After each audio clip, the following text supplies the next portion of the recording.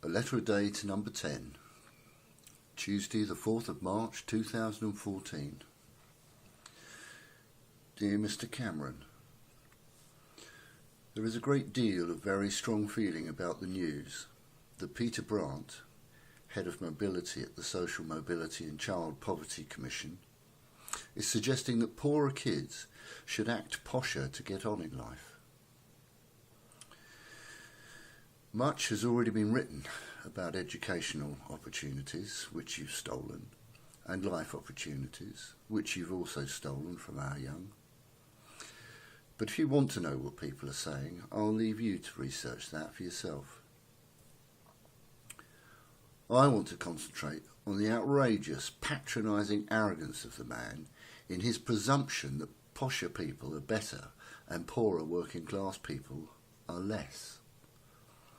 Well, that just damn near blew my cap off. The Industrial Revolution created the new working class. What mill owners needed was labour, and they got it.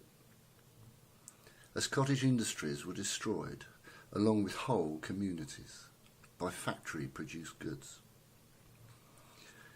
People flocked to the mills looking for work, and the great exploitation began. People suffered appalling conditions and treatment for a mere pittance, whilst the profits from their labour poured into the hands of the owners. History would have it that the owners wanted cheap labour, that is to say, cheap people.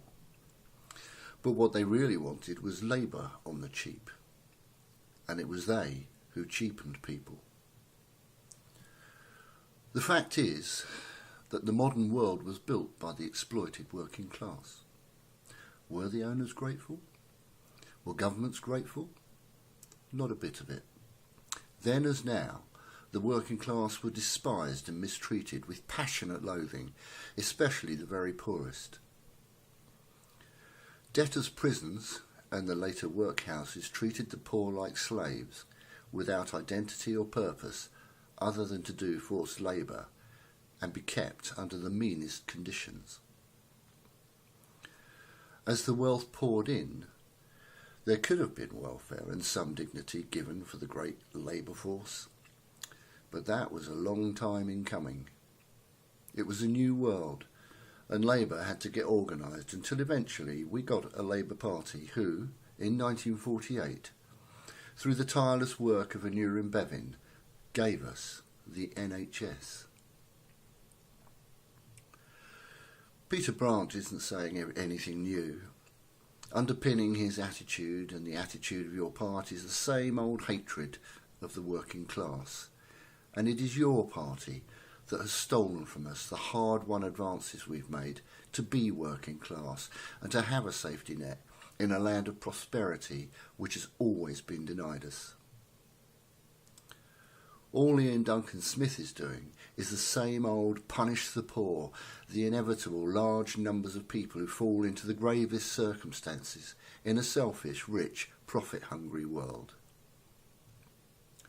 You and all your government are the very last people we should ever want to emulate, because you are the nastiest, most arrogant, greedy, loathsome people on earth.